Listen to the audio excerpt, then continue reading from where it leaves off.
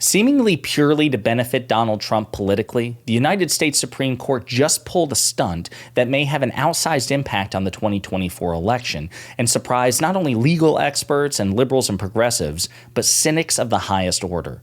But before we unpack all that, if you end up liking this video and you want to support the channel, please be sure to hit the like, subscribe, and alert bells before you go. I'd greatly appreciate it. All right, friends. We have several clips to look at, but just get it right out the gate. This is bad news. I don't know how you can possibly interpret this as good news, at least on its face, although there may be a way in which it accidentally provides good news for the 2024 election, but I'll get to all that. What is the news?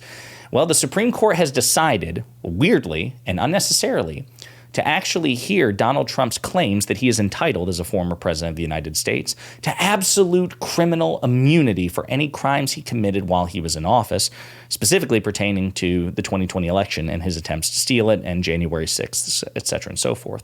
Now, this is the ridiculous claim that we've talked about in previous videos, the one in which Donald Trump's attorneys argued in court in front of a three-judge panel, the D.C. Appellate Court, that if a president, Donald Trump, orders SEAL Team 6 to assassinate political rivals, lawmakers, or just people who criticize him on Twitter, that he can't be criminally prosecuted for that even after he leaves office unless he's impeached and convicted first, which will require a majority in the House and then a two-thirds majority in the Senate. And of course, in that hypothetical, the president could also assassinate lawmakers or enough lawmakers to prevent the impeachment and conviction. So the whole thing is completely unworkable. But Trump's attorneys made that case. They argued that in the court. The three-judge panel took their time, ridiculously, with this, but they came back, all of them, including the senior judge, who was a conservative George W. Bush appointee, and they all said, that's ridiculous. That would effectively make the president above the law. That's not what the founders intended. That's not what the law allows for. When a president leaves office, they're not entitled to any additional, certain protections that they're afforded to while they are in office. They become just another person. And if there's a chilling effect because presidents might be worried that they could be prosecuted for the potential actions while in office, it seems unlikely, but so be it. No person can be above the law. Again, the logic and the rationale and the substance, according to legal experts, is pretty solid. But Donald Trump appealed to the United States Supreme Court. Now, they're not obligated to take it, but they did.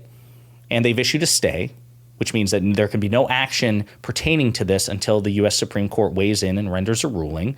And according to the reporting on this, they're not actually going to have an argument. They're not even going to set oral arguments until like 8 weeks from now, April 22nd, okay? Which means we probably won't get a ruling until June, which means there can be no action on holding Donald Trump accountable until after this thing occurs. So July, it may very well be the case that even if, and hopefully they will, rule that presidents are not entitled to this sort of immunity, we won't see any verdict until after the election. So the whole thing is it's despicable. Let's get to the clips themselves because many legal experts raise so many damn good points, and we'll unpack them together. Is there any legal reasoning that I'm missing on why this case is delayed and why this, why the Supreme Court seems to be slow walking this a little bit? Elise, it is maddening because the Supreme Court knows that there's a consequential election in November, yet they showed no urgency in setting the date of oral argument for April 22nd. Now, a more cynical view, to answer your question, is to interpret the Supreme Court decision as a nefarious act of putting their thumb on the scale to benefit their favorite candidate. I'm not sure I want to go that far, but it's disturbing. I mean, when Trump needed an expedited oral argument for his Colorado case, the Supreme Court complied. And then when Trump wanted to delay the D.C. case to avoid facing the music, the Supreme Court here complied. First, back in December, the court blocked Jack Smith's attempt to skip over the D.C. Court of Appeals and go straight to the Supreme Court. Then when the Supreme Court finally got the case, they sat on their decision for 2 weeks. And then when they ruled, not only did they grant the review, they also granted a stay, which they didn't have to. And then they rejected Jack Smith's proposal of an oral argument in March. Instead, they settled on this April 22nd date, which is the last week that the court is scheduled to hear arguments this term. My favorite drummer in the world, the late, great Neil Peart, once said, if you choose not to decide, you'll still have made a choice. Well, delay is a choice. And When the Supreme Court wants to move quickly, it does. Like in Bush v. Gore in 2000, they consciously chose the opposite here. So it's abundantly clear that there is no cavalry coming to save our democracy. Only the voters can do that. So excellent points all the way around, especially the part where he says when the Supreme Court does intervene, right, on Trump's behalf, or when they intervene in the various challenges pertaining to Trump, so far it's always been in ways that benefit Trump, right, with surgical precision. So that's a disturbing pattern, which I think needs to be addressed here too, needs to be factored into the decision. Then you have legal expert Norm Eisen, who I believe was also served Democrats in the first impeachment of Donald Trump for the perfect phone call to Ukraine. Qualified, yes. But can you imagine? Nobody in the history of the 235-year history of the United States of America, no president has ever been impeached and convicted. Mm-hmm. I know how tough it is because I was counsel in the first impeachment. That is essentially, Sauer's answer was, there's no recourse if a president orders a political assassination. And Laura, part of the reason that they are not going to allow this? Because if Trump gets back in office and he doesn't like what they do, he'll send SEAL Team 6 for the United States Supreme Court. Oh, God. This is a recipe for dictatorship. But the substance is not the issue. It's the timing, it's the delay, and it's the question, are our democratic institutions in the United States of America in 2024 up to this challenge of autocracy that is represented not just by this. Mm-hmm.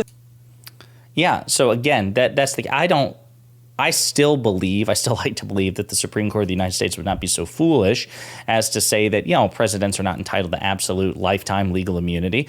But it's also the highest court in the realm, right? So it's entirely possible that they can gerrymander a decision, not just the delay, which is what Eisen's talking about. That certainly benefits Trump for the reasons that I described before we played the clip. But it's also possible that the Supreme Court gerrymanders a decision which says simultaneously, presidents aren't entitled to absolute lifetime legal immunity, but this one is in this situation, right? They can actually have their cake and eat it too in a way which benefits Trump, which is also disturbing. Here's a clip on MSNBC from Glennkersner, one of my favorite legal commentators. Yeah, there's no precedent. Even in the civil context, he doesn't have absolute immunity against civil liability. And there's been no precedent at all regarding whether a president is immune from prosecution. There is some precedent that he's not immune from criminal processes like subpoenas, having to comply with subpoenas in criminal investigations. By natural extension, you would think he wouldn't be immune from prosecution. Indeed, even the Constitution says that even if a president is impeached, he can still be prosecuted for the same conduct. So it's a head scratcher as to why they are accepting review of the case, but I couldn't agree more with Andrew. The way they just sort of casually sold American democracy down the river by putting this off for 2 months down the road when they could have taken this up just 2 weeks from now, Steph, what they have done is all but deprived the American voters from knowing whether, when they go to the polls in November, assuming Donald Trump is the Republican nominee, they are voting for a convicted felon or somebody who has been fully cleared by a jury of his peers.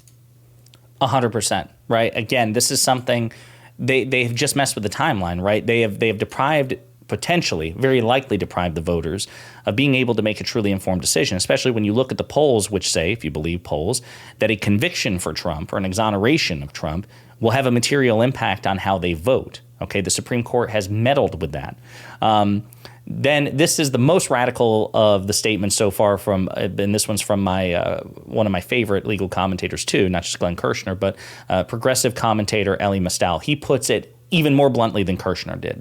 First of all, I'm reminded of the Dobbs decision, where they decided they were going to take up the case, but didn't actually put it on the docket for several months because of political realities, right? Could this court have done that again? And what does that suggest to you about, they could have taken this up in January when Special Counsel Jack Smith said, hey, can you hear this on an expedited basis, but chose not to. Then the appeals court gives a bulletproof ruling, as Dahlia says, and they still decide to take it up. What it says is that they are corrupted political actors who act in bad faith. The reason why people like Mark and people like Dahlia seem to have a crystal ball is because they're real, because they're realists, and they understand the court for what it is. And at some point, people in the media, people at home, and people sitting in the White House have to stop pretending that the Supreme Court is some kind of benign, trying to do its best institution, and start to realize that there are 6 Republicans, not conservatives, Republicans on the Supreme Court who view it as their job to help the Republican Party. And until we do something about that, until we take away that power, until we draw the line on them there, they will continue to do this. They will help Trump. They will take away abortion rights. They will end affirmative action. They will liberalize gun rights. They will do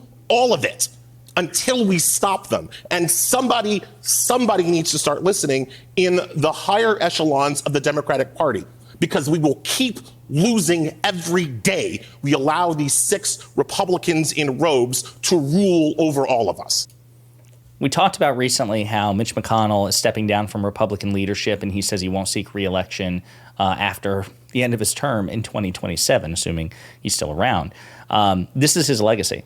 This is his legacy. It's not just Trump here. It's also the capricious machinations of Mitch McConnell as well.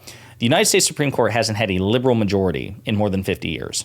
Right. So this is supposed to be a balanced court. It hasn't been. It is heavily lopsided because of bad faith Republican realpolitik since 2016. Antonin Scalia dies. Obama wants to fill his vacancy. The Senate just doesn't simply vote Merrick Garland, his nominee, down, which is their prerogative. They don't even have a damn hearing. None of it's in good faith. They say it's an election year. We're not going to do this. But then in 2020, during an election year, they crammed through just weeks before the election. Actually, as ballots were being cast already, they crammed through the hearing and confirmation of Amy Coney Barrett. They just completely, for just sheer cynical politics, took the opportunity to stack the court in their favor, 6-3. The Supreme Court, more so than Congress and more so than the executive, is detached from the public, detached from the consent of we the people, right? They're unelected. They serve for life. They're beholden apparently to no one. They don't think that they're obligated to appeal to, judicial ethics as well. It's like, I don't know, pulling teeth to get them to even pretend to have a code of ethics, which it's anemic and it's toothless, and they released it just very recently. Clarence Thomas, whose wife is connected with Trump's attempts to steal the 2020 election and the January 6th insurrection, probably won't recuse himself from this particular case, even though judicial ethics would say that he should. The whole thing is a mess. And so given that the Supreme Court's legitimacy comes from again, buy-in not only from the other 2 branches, but from we the people, there is, in my opinion, ample reason to withhold that, especially when the results have been so nakedly, shamelessly partisan and hypocritical. But I digress. Ultimately, we will need to get to a point where we have a leader of the party and we have sufficient majorities in both chambers of the party to make real changes to the Supreme Court, to force a binding code of ethics on them with teeth, to change the composition of the Supreme Court. It's been done in the past. The Founding Fathers did it multiple times. This idea that it was set in stone, never touched, it's just nonsense. It hasn't been changed by federal statute since basically the end of the Civil War. But prior to that, it was changed all the time. We need majorities and a leader who are willing to say, listen, this has gone way too far in one direction to protect a radicalized minority, conservatives in this country. And so we're going to rebalance the court and break the key off in the lock. That's what we should be doing. But let me know what you think in the comments.